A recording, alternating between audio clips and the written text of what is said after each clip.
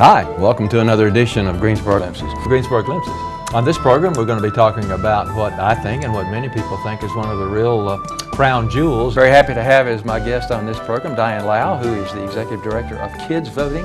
I'm delighted to have as my guest on this program a man who's known to many people in this community as Mr. Greensboro, former mayor of Greensboro, served for 10 years as mayor and is now the head of the Joseph M. Bryan Foundation in Greensboro, Jim Melvin. Jim, thanks so much for joining us. Jay, thank you. It's always a pleasure to be with you. CEO of Downtown Greensboro Incorporated. Yeah, thanks so much for joining us. Well, thank you. I'm very happy to welcome to this program the mayor of the city of Greensboro, Robbie Perkins. Mr. Mayor, thank you very much for joining us. Well, thank you very much for having me. Yeah, to talk with one of the best known and most highly respected artists in North Carolina, and indeed, I think we could probably say throughout the United States. I'm talking about William Mangum, known to most of us as Bill, so I'll call you Bill. That's right, please. Yeah, Bill, thanks so much for joining us on the program today. Yeah, delighted. The Sheriff of Guilford County, B.J. Barnes. B.J., it's good to have you on the program. Jay, thank you. I appreciate the opportunity to be here. Hello and welcome to Greensboro Glimpses. I know we've heard that introduction many times, and it meant that we were going to learn something new about the community, about a nonprofit, a new story or an event that's going on in our fair city of Greensboro. Well, today we bid farewell to the Executive Director after 23 years, I believe, right, Jay? Almost 23, yeah. Almost 23 years. Yeah, 22, going, let's see, 1999 to 2022, that's 23, you're right. Yeah. And I have with me the humble host of Greensboro Glimpses, Jay Lambeth. Jay, thank you so much for being here. Oh, my pleasure. Thank you for having me.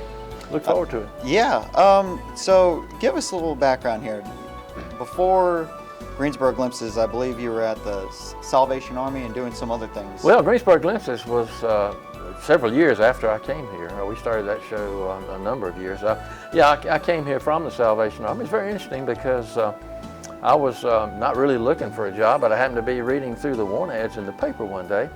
And I saw a little ad, just a little ad that said, television station is looking for an executive director. And I thought, that looks interesting, because I had a background in radio and television. I said, I think I'll just check that out, see what it is. And as they say, the rest is history. That was in June. I started here in June of 1999 and been here ever since. Right, you said you had a little background. You did some college games back in the Well, day. I was sports director for the Lenoir College basketball network, and did play-by-play for those sports, and also Hickory High School football and basketball at a time when Hickory High School had teams who were beating up on everybody in the land. It was a fun time to do their games. So you came in here, we had to kind of, when you come in as a director of any sort in any kind of leadership position, you have to kind of make it your own. You have to kind of steer the ship. Can you give us some background as to what that was like, getting things right here? Well, you have to do that. I don't want to get too much into the weeds, but when I first came here, we were financially disadvantaged, let me put it that way. And it took a while several years actually, to get Greensboro Community Television on what I considered a sound financial footing. So that was certainly one of the big tasks that I had. We were a little bit gloated with personnel. I had to let a couple of people go right off the bat because they just, weren't doing the job, and we really didn't need them. So, it took several years before I really felt like I had it where I wanted it. But you have things like that, finances, personnel, and it was a different era then because personnel, public access television was fairly new in the community, started here in 1996. And people were still trying to figure out exactly what it is. And we had a lot of, shall I say, interesting programs that were submitted to us. Some of them, we wish hadn't been.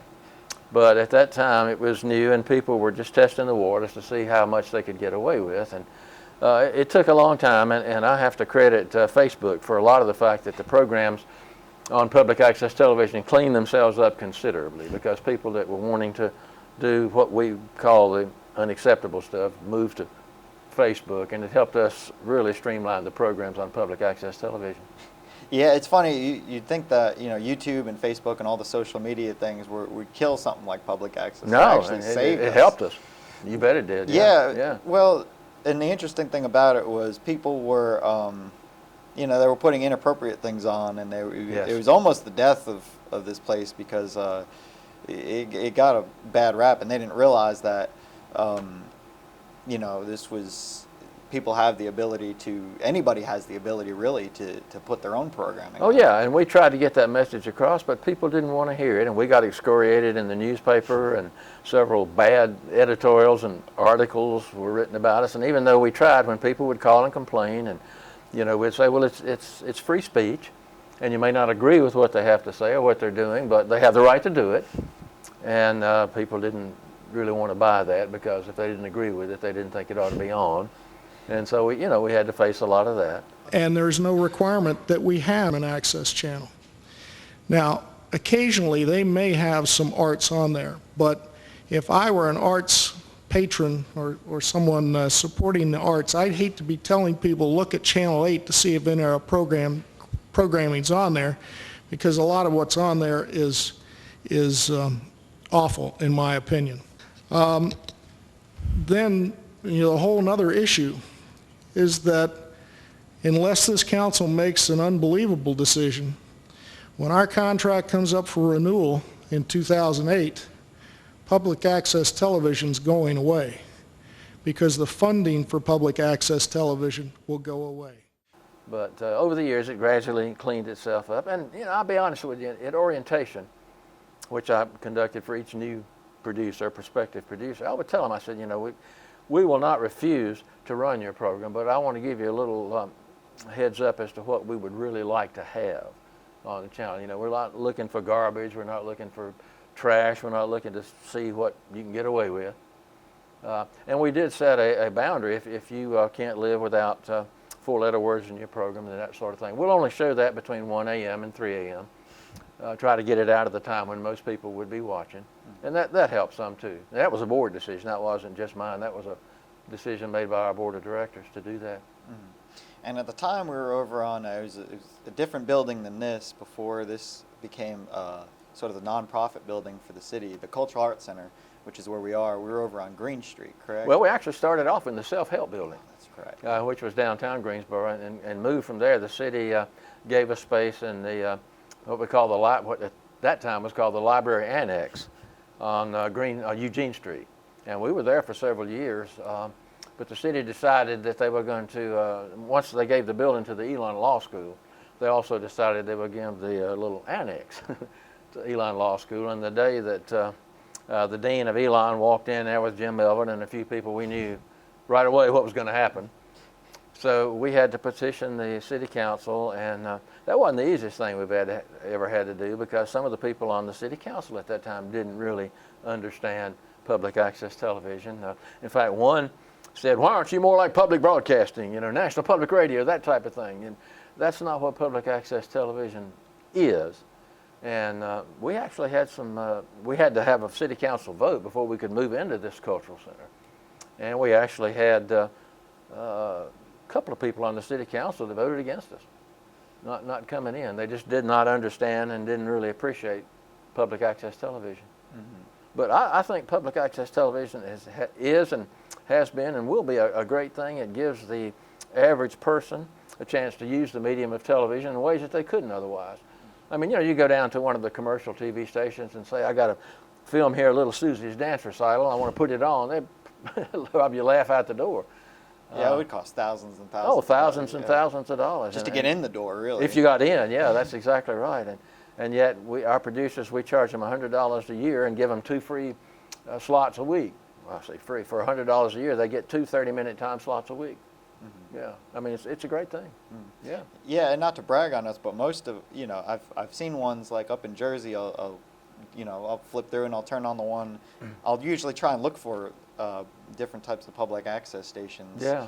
And a lot of them are just bulletin board, which a bulletin board is actually, that's a lot of people love they always call about the bulletin board. Yeah, and since our equipment has been changed, we put in a whole new system, and we haven't been able to run the bulletin board. But yeah, it was very popular. Yeah, we got a lot of community announcements and what's going on in the city. Yeah, and people attribute a lot of their, their functions and things like that, and people come into their, barbecue for the church or whatever. Right, for that. Exactly. They say there'll be a huge uptick when they put their bulletin board on. Mm-hmm. So. Sure, yeah, absolutely, and we were glad to do that, and I hope we can get back to that once we get the new equipment up and running.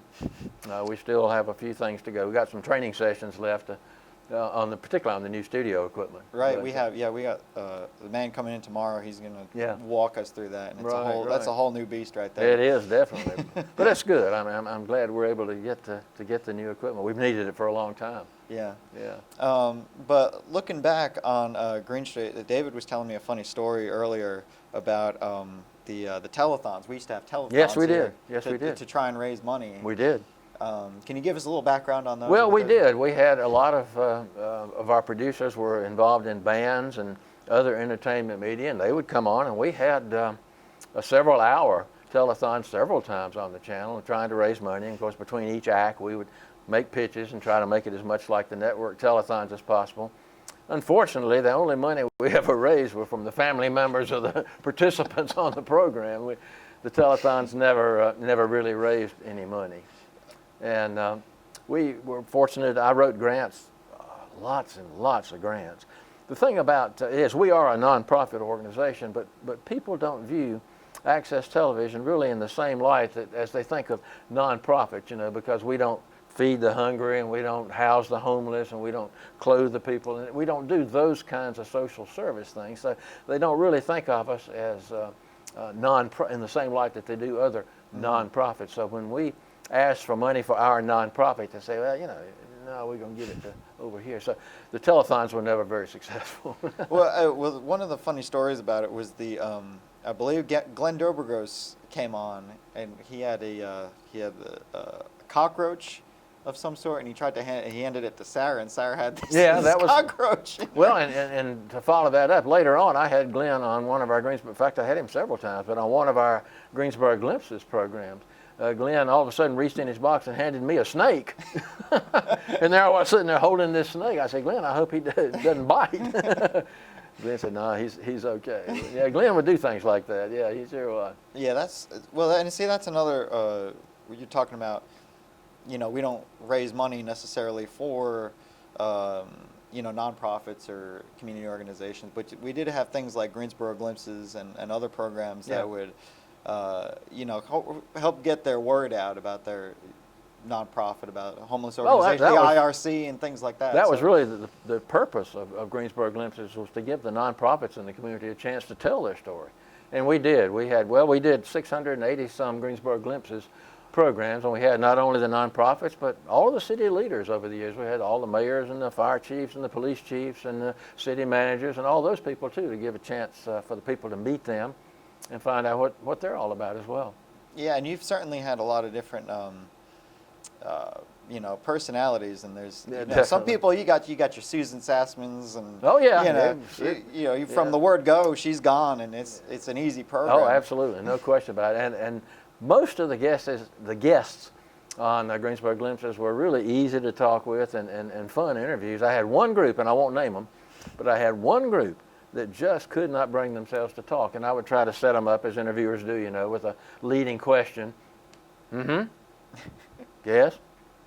And I thought, are we going to make this through 28 minutes, I remember, I believe it was Elaine and I sitting behind the camera, and David just sitting there in the control room, and we're all just like, oh my God, this is so painful. That was a tough one, but most all the guests on Greensboro Glimpses were great. I really enjoyed doing that program. Yeah, good, most of them, and it's, some people are, you just got different personalities. Some people absolutely, you do. Introverts, some people are just, they're sort of the volunteered one, voluntold, as we call it. They're the voluntold one that has to come up and do it for their organization, and they're just... Well, most of them we had really good conversations. There were one or two I felt like I could just introduce them and leave the studio. I mean, they'd talk for the entire show. Tell us, what are you going to play for? Spinning song. Spinning song. All right, let's hear it.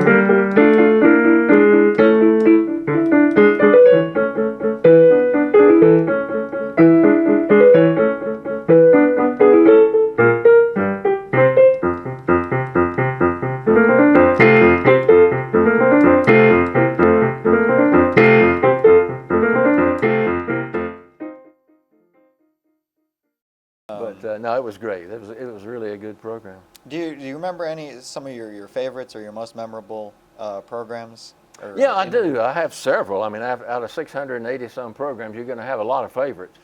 But Patty Jo Savelle, I don't know whether you remember Patty Jo or not, but she wrote a book called Under the Influence, and it talked about what Kernersville did to curb the drug problems in their city and in their high school.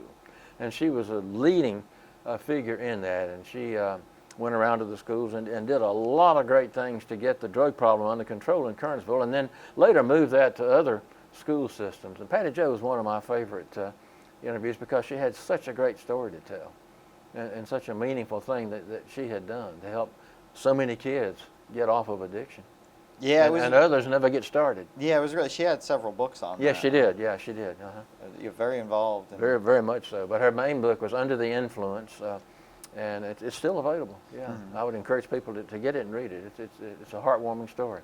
And I recall your story of the police chief. We're not going to name. We've had several. You've had every police chief. Every police chief. Yep. And one of them answered. There was a phone call. I guess it was early on in the interview. Yes, right in the middle of the program, his cell phone goes off, and he stops and answers it. We just had to stop. I said, "Well, it's cut," and we started back after he. Of course, I guess when you're the police chief, you can do that. Yeah. Yeah. You got but things. That was something. All of a sudden, hello. Things you got to manage, I guess. Oh yeah, we do. But it's 687. Yeah, programs. yeah, a bunch of them. That was a lot of Greensboro glimpses, and a lot of those were repeat guests. I mean, we had the mayors on several times, for example. Had the police chief on maybe a couple of times. Anyway, several police chiefs. As you said, I've had every one of them. City manager. Glenn Obergos was on several times talking about the Natural Science Center. And boy, now he's really an asset to Greensboro. That Natural Science Center is a great thing for our city, and Glenn has done a super job out there. Yeah, that thing was tiny when I started here in 2012, and Yeah. that thing is, John. I mean, you could several programs. that Oh we've yeah, gotten out of there. it's grown exponentially. It really has. Yeah. Yeah, and they got greater plans. And now the Rotary Club of Greensboro has built and established a carousel out there, and that's really added to it as well. Yeah, and in addition to this, you're also a pastor at St. Paul. St. Paul Presbyterian Church, And the Oratorio Society, which you were for. I conducted that for 25 years. 25 years. 25 years, yes, I did. Wow. Yeah. And I remember I went to the last one that you had, and it was beautiful. The Messiah, yeah. Yeah, the Messiah. Yeah, Handel's Messiah. That was your big piece. We did that each year, yeah. And you offered it free to the community. We did, at yes. the Carolina Theater. Right. And I mean, it was just absolutely beautiful. Well, I still miss it. I mean, the time was right for me to retire after 25 years. But yeah, the Messiah was always a highlight of our year. Although we did a lot of other things too. We did a lot of beautiful music, oratorio type music, and other things. Mm-hmm. Elijah, several of the other major oratorios and things like that. Mm-hmm. Yeah, it was a great experience. I really enjoyed that group. Yeah. Well, and I'm gonna miss, when you walk over to the copy or whatever, you'd always rehearse or you'd sing or you'd hum a little tune or something. That was always very soothing in the office. So Well, I always say, music is life. Let's live. Yeah, why not? Yeah, yeah, sure. But that's one of the things. Well, thank you for mentioning that. Yeah, that was a very enjoyable time. Yeah, just little things we're gonna miss. You know. Well, I'm gonna miss you all. I really am. Yeah. Yeah. Well, any jumping ahead here? Any plans for retirement? Are you Well, still I'll gonna stay with the church. Okay. I'll stay with the church, and after that, we'll see what happens. I don't have any major other plans other than that right now. Mm-hmm. But if I can get myself straightened out, we want to do a little travel maybe, that type of thing. Yeah. Anywhere in particular you want to go? Or? Well, my wife's always wanted to go to Australia. Right now is not the time to go to Australia because of a number of things, but if that straightens out, that's one place she'd like to go. I've always wanted to go to Scandinavia. I've always wanted to visit the Scandinavian countries, Norway, Sweden, up in that area. I think that's a beautiful area, and the people that I've met from up there are just really super people. That's one place I'd like to go, yeah. Oh, wow, that's really cool. Yeah. Now, I guess let's give a little introduction to the new director, John Graham. John Graham. Did you have any hand in the selection process, or was this all the board? Well, it was the board made the final decision. I was involved in all the interviews. We had several applicants for the position, and the board narrowed it down to 3. And I did sit in on all the interviews with those 3 candidates. And but the final decision was the board's. Just like it was when they hired me, that was a board decision. Yeah. But the board was quite different in those days. Yeah. Is there anything you're going to miss about being here, about doing the show, about any of this stuff? Everything. I'm really gonna miss this, and mentally I feel like I could go on for a long time, but I got a couple of hitches in my get along. I need to get straightened out, and it's getting a little more difficult to move around. So I felt like this is probably a good time to go ahead and retire after 23 years. But yeah, I'll miss everything. I miss you folks. I mean, this has been a great staff to work with, you and David and Sanji, and before her, Elaine, and Amy Brown was with us, Sarah Howard was with us for a number of years. So we've had good people. Yeah, we've always had such wonderful good people. Absolutely. Yeah. And I've also had you on a couple programs that I put together. Yeah. One was the Ball Stadium, I remember. Yeah. Oh, yeah. You talked about the cigar smoke and. Oh yeah, yeah. The cigar smoke. Well, I was a big baseball, and still am. I love baseball, and was a big fan of, particularly in those days, the G Yanks. And that program that you did was a reunion of several of the G Yankee players. And there was one year that my brother and I went to every single home game that year, every single one, and many of the road games. But yeah, those were good days, and it was a lot of fun getting to know those players and just learning about the ins and outs of minor league baseball. It's really fascinating. Back in the day, the stands, the bleachers extended way beyond the left field fence. They went way on past, but that was just a leftover from the time when it was actually built as a football stadium. And as a result of that, the lights were very low. They weren't high enough really for a legitimate baseball stadium. And I used to hear a lot of the players, our players, and a lot of the visiting teams complain that the lighting in the stadium was really bad, and you could lose a high pop-up because the lights just weren't high enough. So that made it very, very interesting. I was astounded at your memory of all the players. Ike Futch and Ike Futch and Ronnie Paul, Dooley Womack, yeah, all those guys. They were there. Dooley Womack ended up going to the. He played for the Yankees for a number of years. Yeah, he did. I think he won a World Series or 2 out of that. Yeah. Dooley it turned out to be a fairly good pitcher. He actually, when he played for Greensboro, he was a better hitter than he was a pitcher. He didn't have a particularly outstanding pitching record, but he could hit the ball, and he was used often as a pinch hitter, even as a pitcher. That's a rare thing. Yeah, it is a rare thing. Yeah. But Dooley was a character. Yeah, he was. Yeah, I enjoyed getting to know those players, and it was actually all Ike's side. Ike Futch, when he saw the original program, he brought me back and he said, "Come and do the reunion," and that was a good thing. Yeah. Ike was a first baseman for us, and Ike was a good player, and all those guys, I really enjoyed seeing those. And they had some interesting stories to tell too. Yeah. It was interesting. They were their own little crew. Oh, they were. Yeah, there's no question about it. Yeah. Well, they were closer knit, I think, in those days. There wasn't quite as much mobility in the minor leagues as there is now. Right. I mean, players are moving up and down constantly, it seems like now.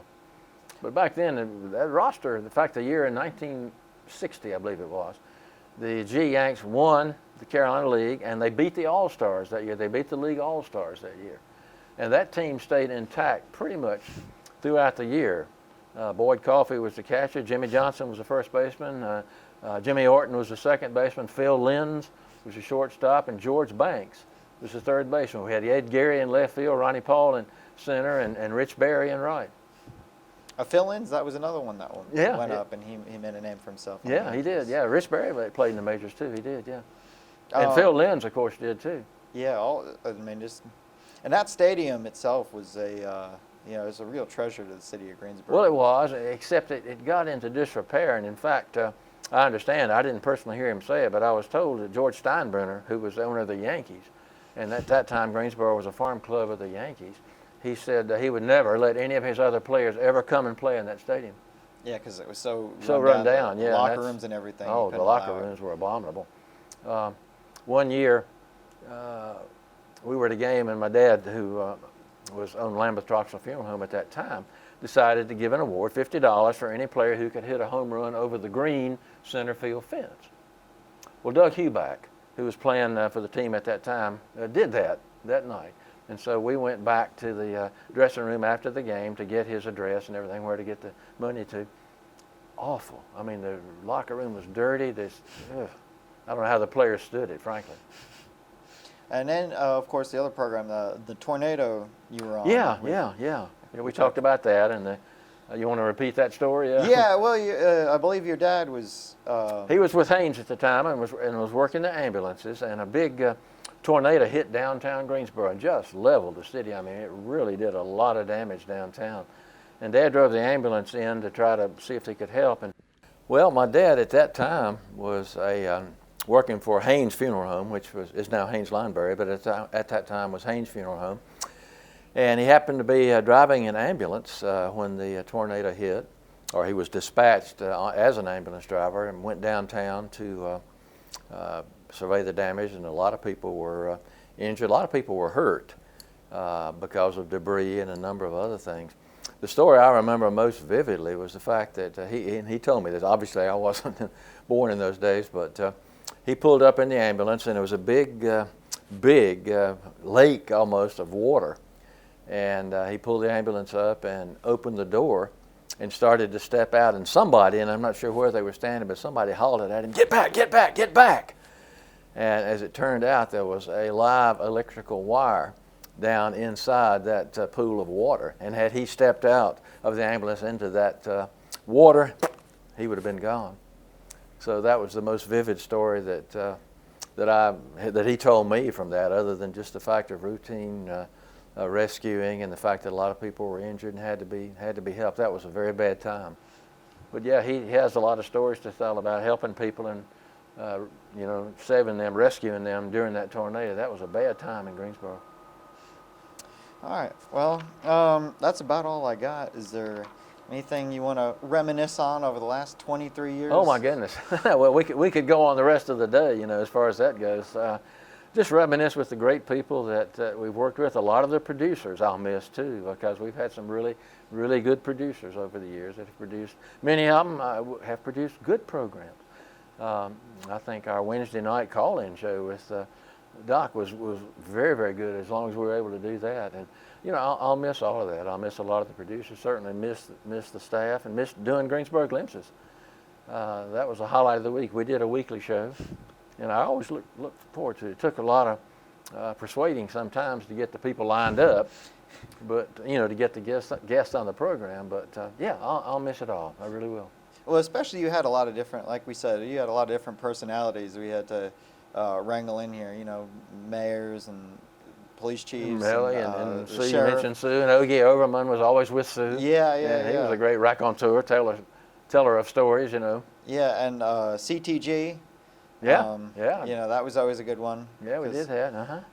But yeah, a lot of different personalities you had on here. Yeah, Which really made it fun. Mitchell Summers, who was the director of CTG for a long time, was really a good guest. Yeah. Yeah, that was another one. You could hit the word go. And he Oh, was absolutely. gone. Yeah, Mitch could talk all day. Yeah, no question. And we had a lot of the people, the tenants in the Cultural Center. We had the Arts Council on several times, and just a lot of good memories. A lot of good memories. Well, yeah. Jay, we bid farewell to you, and have fun with your travels and everything. Well, thank you, Brian. If I get to do them, I don't know, but I'll be content with whatever. Well, I can still do the church, and you don't worry about things you can't do. You try to do the best you can with what you can do. You can only control. And that's what I hope to do. Yeah. You can only control what you can control. Exactly right. But I miss you guys. It's been great. And I will. Well, thank you so much. Thank Jay. you. You want to send us off here? Well, I always said at the end of the Greensboro GLIMPSES program, thank you so much for watching Greensboro Community Television, and I hope we'll continue to do that, and I hope that Greensboro Community Television can continue to move toward the goal that I always had, to make it the place where people look to find out what's going on in Greensboro. So let's hope that continues. incarcerated for different reasons. They may have health issues that they feel like that no one's really listening to them because they have an ongoing health problem. And what we do is we will write them back and try to, speak with them and tell them that they have to, these are the chain of commands that you need to follow in order to get your needs met. You can't go half-cocked and try to get your problems fixed because it doesn't work.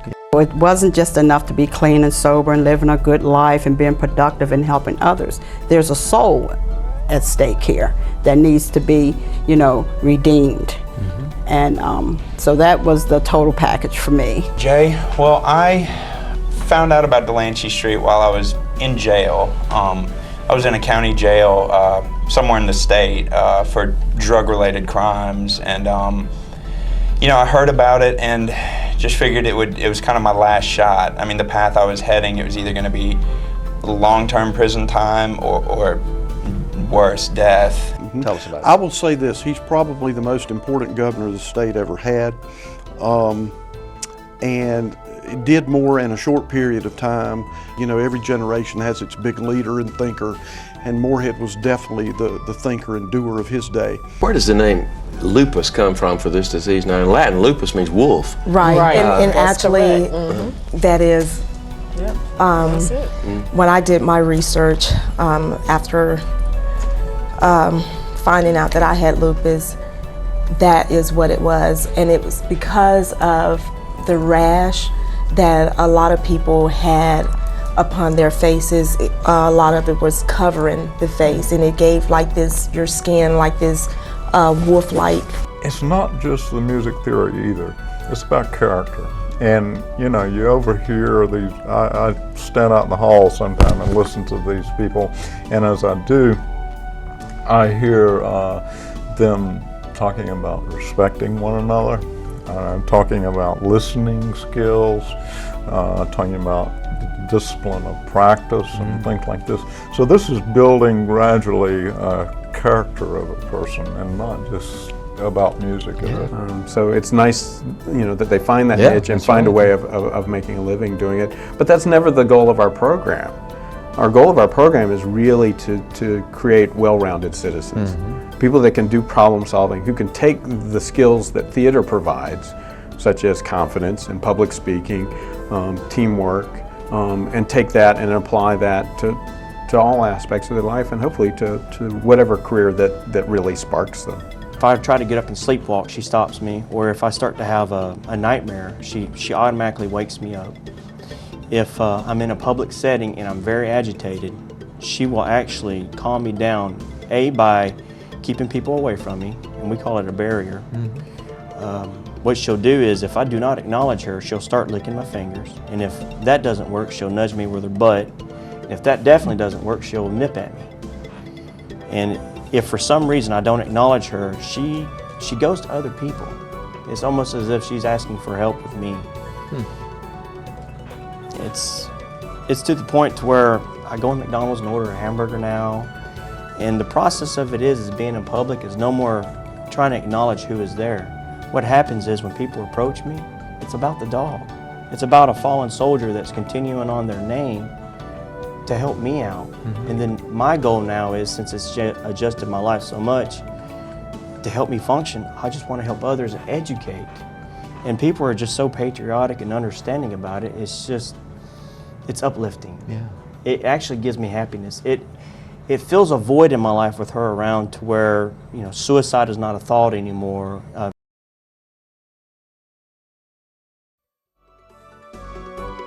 Is the Executive Director of the Community Theater of Greensboro. Mitch, thanks so much for joining us. Thank you for having me. We always appreciate the opportunity. Our engineer here, David Hurt, was telling me that we counted up how many of these Greensboro Glimpses shows that we've done, and came up with, I think, 144.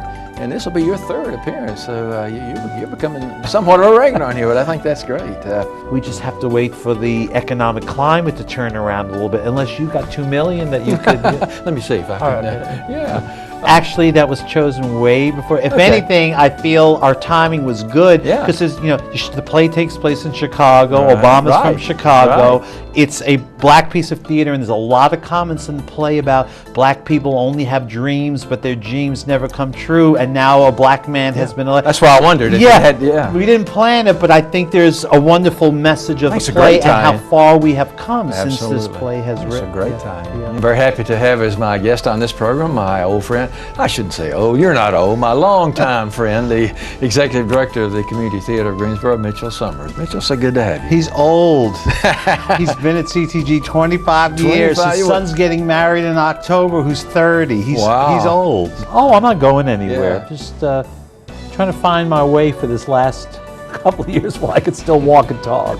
It's nice that we have this kind of regular thing going on. It is. In fact, I was thinking we could almost do a weekly show on CTG. You've got so much going on. I'm still waiting for you in our weekly show of The Real Dirt. The Real Dirt? Hey, let's do that. We yeah. need to talk some more about that. And this is your first real permanent home, isn't it? Unbelievable. Yeah, after all these years. After all these years. Interesting the last year or It so. is, and I always love to talk about it. Actually, after I did this show with you last time, I had all these people call me, you can't say that, you can't say, why? That's how I feel. And, You can say it. That's what public access is all about. That's right, and people are watching your show because I got a lot of phone calls about that. They do watch. Yeah. But I do say it like it is.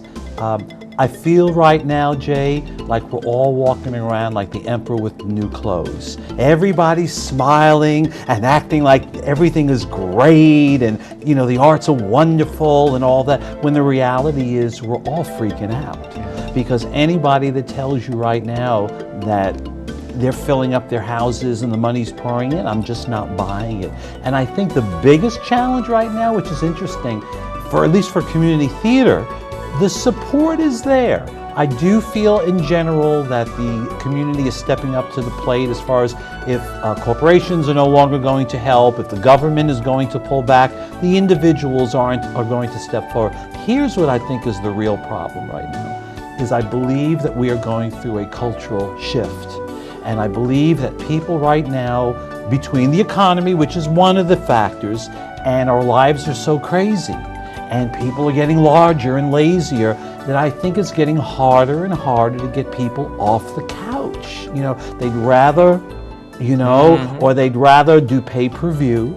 And I even talked to my students at Elon University, and it's very hard for young people today to fathom sitting in someplace for 2 hours and you can't send a text message. You can't check the scores. Oh, yeah, that's deadly for some of those people. Yes, Yeah. and so all of that is affecting not just theater, but I think presenters in general. But meanwhile, we're all walking around and smiling, but no one's willing to talk about it like it really is. We're all getting a certain percentage of that small amount of people that these days are making the effort to go out and support an arts event. What do you think might turn that around? Do you think that it's inevitable that we continue down that path? I think there's some part that's an inevitability in that I do feel our society in general is getting more and more distant, even like with my kids, all this texting. I says, call me, I'm your father, I'm tired of this, talk to me. Probably need to do more to get the word out. Well, we're here. Yeah, but that's why we do this program. Sometimes people perceive nonprofits as being not as skilled as for-profit organizations. I take the approach, and our team takes the approach, that we want to be as knowledgeable as possible. Then we have a very special guest that I'm just delighted could find time from her busy schedule. Mrs. Claus is here with us. I'm so glad to be here. Yeah, it's great to have you. And sorry that Santa couldn't make it, but I know that this time of year is a busy time for him. He's very busy. He and the elves and the reindeers are all working very hard. Absolutely, but we're delighted to have you and know that you can share a lot of interesting things with us as well. This year will be no exception. We're looking at the 38th edition of the Fun Fourth Festival, and my guests on this program to talk about that are two people very much involved. First of all, on my immediate left is Aislinn Spain. So it'll be a good time just to come dance, bring your family, and then just sort of kick off the 4th of July activities in the community. Especially if you don't want to come out in the heat of the day, the next day, the 3rd is a good time to come out. Can't go wrong with beach music. Right. I guess, and two, we think most people know where Hamburger Square is, but there may be some poor soul out there that isn't a native of Greensboro, doesn't know what we're talking about. You have small children that want to see Santa Claus. He has a long line the whole night, and we do cut that line off around 9 o'clock. So, What do you guys promise on the back of the box? What do you promise to put in those treats? Don't tell. Doesn't lie. When that tail gets to wagging, you know you've made a hit, huh? Yeah, I'm in the boardroom on the lower level, so. Over here is the cultural center, right, where our studios are and where all of these things take place. Exactly. Right now, it's a very, very small camera. It's magnetic and it attaches in. We've got a few different ways that we can wear them on the collar.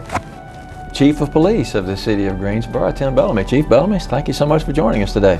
Well, good afternoon, Jay. Glad to be here.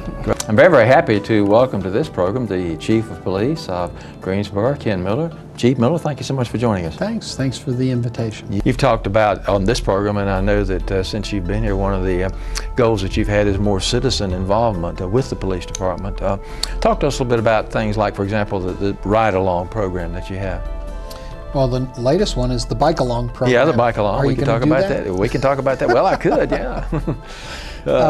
My bike's a little less sturdy on than the theirs. bike thing. I was kind of like, what are we doing here? Yeah. What are you guys proposing? But I said, yeah, let's go with it and see what. And I actually think it's a hit, and I like it. And the reason I like it is because it's fun and it can be fun. What we're trying to prevent by allowing just open video is we have to balance the privacy of an individual as well.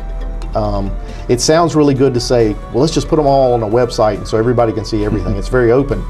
But the truth of the matter is that police have a unique relationship with the public.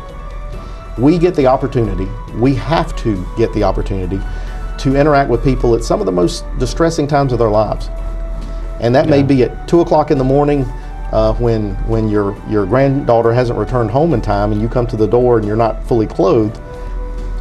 And well, it started, I guess, was a bull session in a dormitory in late 1959, didn't it?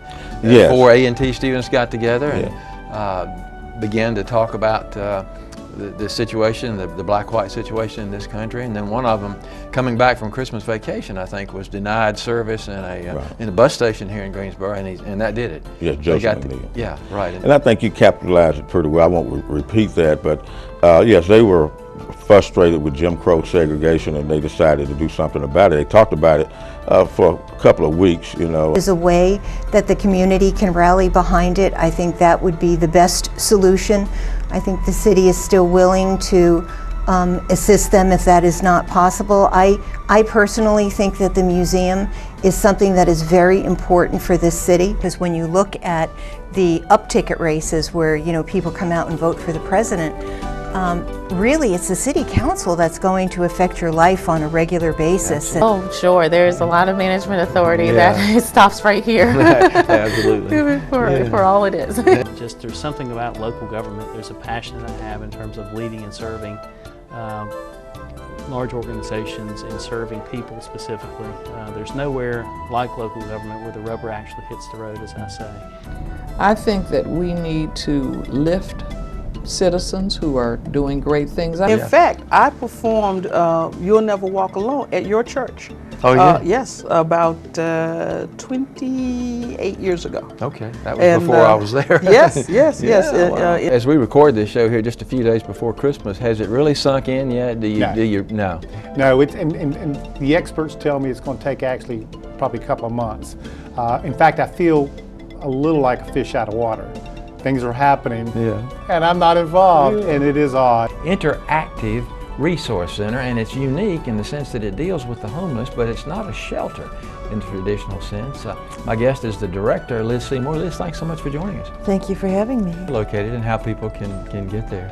We are currently located at 3015 East Bessemer Avenue and in the Bessemer United Methodist Church. And sometime next year we'll be moving downtown to a building that's been donated for this purpose, to the old Southern Plate Glass building on the corner of East Washington and Murrah Boulevard. At the time I was there, even before you opened, you had people lined up outside waiting. Is this pretty typical? It is typical. particularly for people who are sleeping outside. Did you start out in parish ministry, or was that your intent? Well, my intent was to go into the mission field. And when I first felt that call, I thought that meant being in the mission field meant that you would have to go overseas somewhere. But first, I want to talk a little bit about you. You recently announced your retirement after, what, 28 years as head of urban ministry? Yeah, I've been here 28 years at Greensboro Urban Ministry and been involved in urban ministry just about all my ministerial career, and decided when I turned 66 I'm going to retire and join my wife, who's in retirement now. And my guest is the retiring, and I don't mean shy, but the retiring, he's actually quitting, Executive Director of Greensboro Urban Ministry, Mike Aiken. Mike, it's good to be with you. Great to be here with you. My wife retired several years ago, and she's been on my case. It's time for, when are you going to retire, Mike? When are you going to retire? Because both Catherine and I love the out of doors and doing a lot of hiking, canoeing, and a lot of physical activities. It's my pleasure to welcome to this program the Superintendent of the Guilford County Schools, Maurice Mo Green. Thanks so much for joining us. It's great to be here. The client that really sort of was one that I really wanted to do more and more work for was the Charlotte-Mecklenburg Board of Education. And you could put your finger on, say, the biggest need that the Guilford County Schools have right now. What would that be? Well, it's the need for additional resources. I'm particularly concerned about two major areas. One would be the fact that we've had to raise class size multiple times. You see the biggest social problems that our young people face, and what's being done about that? Sure. I speak from the demographic that we serve. So over 80% of our kids live in Greensboro Housing Authority communities. So that's a demographic all to its own. That same demographic we serve, over 80% of our club members come from single parent homes and live well below the poverty line. Really? And with all of those hurdles stacked up against them, they still achieve higher in all subject areas in their schools than their counterparts. So I say that to say simply that the biggest thing I think they need is just empowerment. It doesn't really matter where you live, it matters who's around you. It's called Sylvie. Well, the full name is Bring Me Little Water Sylvie. But here is the song. Okay.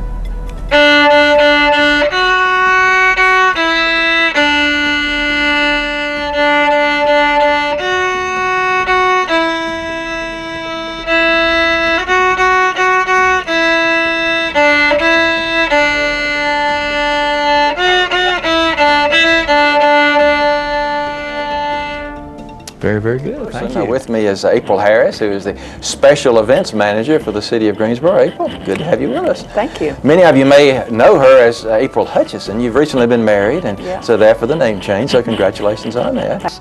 Who is the Executive Director of Action Greensboro. April, thank you so much for joining us. Thank you for having me. Looking forward to this. April is, as you'll see, very energetic, very knowledgeable, and doing a great job at Action Greensboro. I'm very happy to have as my guest the Executive Director of Action Greensboro, April Harris. April, thank you so much for joining us. Thank you. Yeah, you were with Downtown Greensboro. I was. And then you were with the City of Greensboro. I was. Based right here in the Cultural Center. Right. And from there, I guess, went to Action Greensboro. Yeah, there's a theme there. It's yeah, there is a theme. Greensboro. Very done. We could almost call you Ms. or Mrs. Greensboro, right? Yeah. I'm very happy to have as my guest on this program the still new President and CEO of the United Arts Council of Greater Greensboro, Tom Fillion. Tom, thanks so much for joining us. Oh, it's a pleasure to be here. We learned a long time ago, I think, because the arts always have dealt with limited resources, on how to do more with less. What did it take, and how long had you been working on Well, this? I've been playing my folk guitar for a long time, and I like to think that I spoke their language a little bit. Yeah. And I have been involved with many festival events of this nature in the past, because I've been around a while. Yes, you have. And you, but yeah. Give us a little bit. Let's see. Well, his first number one hit with RCA Records was a song called Heartbreak Hotel. Oh, yeah. You remember that I one, do I'm sure. indeed, yeah. So we'll give a little piece of that. Now, it's really strange in between two guys singing Elvis. I'm not really used to that. Well, if you want to, we can say, oh, hey, Elvis. I'm in the mood. Well, since my baby left me, I found a new place to dwell.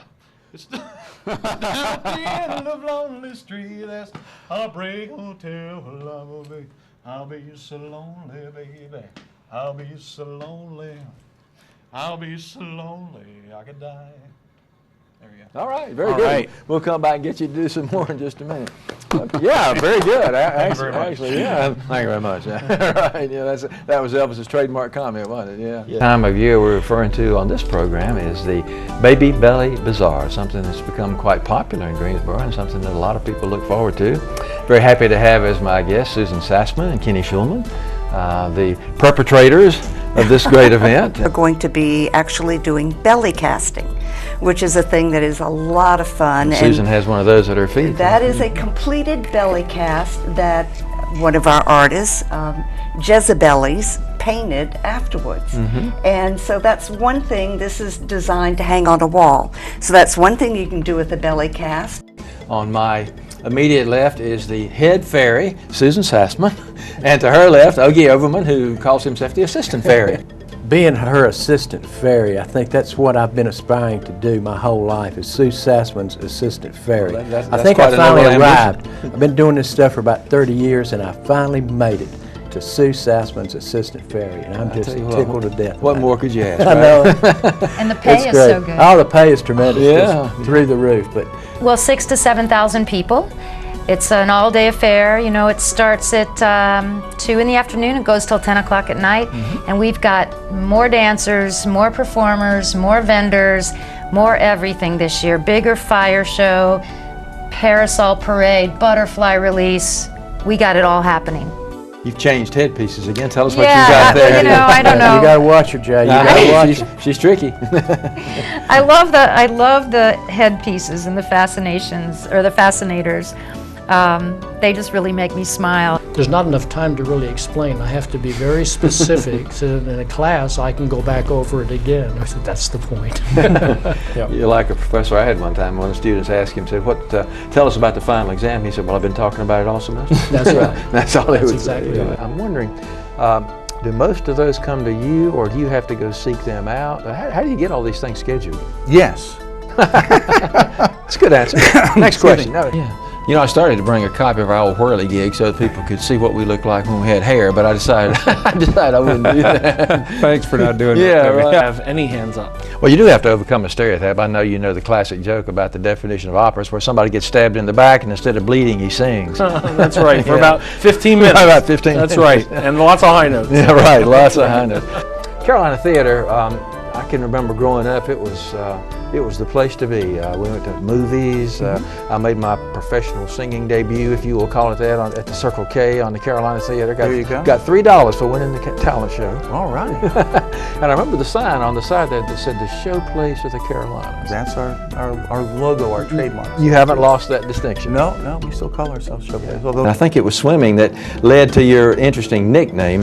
For those of you that may not know, her nickname is Moose. And I understand that came about as a result of some swimming. It did. My husband, I was up on a starting block, and as he likes to tell people, I had a set of shoulders on me. And I was getting ready to start. It's dead quiet, and I hear, "Go Moose!" Turned around, and it was my husband, and he's called me that ever since. Is that right? And it stuck. And it stuck, Other and people everybody do too. else, so Yeah, I right. Moose everywhere. Anyway, one of the things that I like so much about Lynn is that her office is one of the few that's more cluttered than mine is. And in all of that clutter, there are a lot of pictures, and many of those pictures show you doing exciting things like dancing, singing. Well, you know my philosophy. You're not old until you think you are. block number, and I picked my daughter up from school who's 13, and I said, Catherine, I keep getting these block numbers, can you help me out here and block the blocked ones? And she said, no, Mom, you can't do that. So we hit play, and it was, hi, this is so-and-so from the White House, and we'd like to invite you up. And she said, aren't you glad you didn't block that number? And yes, I was. Yeah. And we're going to talk about a lot of things, but I want to start off by reminiscing a little bit. You were a quarterback at Wilkes Central for Red Hoffman during the time when, among other things I was doing, was broadcasting the Hickory High games on the radio.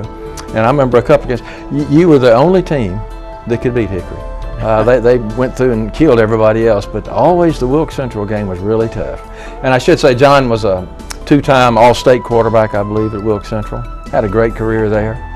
Well, that was a long time ago. Yeah. But those Hickory Wilkes Central games were were terrific games. That was a great rivalry. It was a great rivalry. Both high. There's one that Very you think appropriate. of with Elvis that White Christmas. Not I mean, White Blue Christmas. There you go. Blue Christmas, yeah.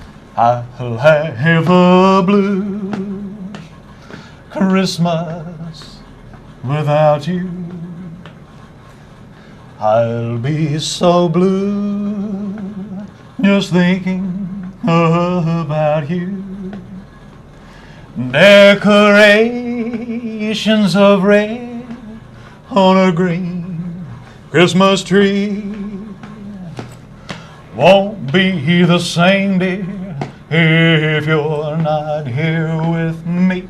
And when those blue snowflakes start falling, that's when those blue memories start calling. You'll be doing alright with your Christmas of white, but I'll have a blue Christmas. All right. Now, if my ear is correct, you nailed that key, right? That was exactly in B flat. I think you. Was that in B flat? Very, yeah, right. It was an Elvis key, is all I know. So dead on that I could hear the statesman in the background doing the vocals. Absolutely. Okay, well, if any young boys and girls are watching, that's something that sounds like a great opportunity they need to be watching out for. There you have it, folks. You've heard it. Thank you, Barbara, and thank you for watching our program.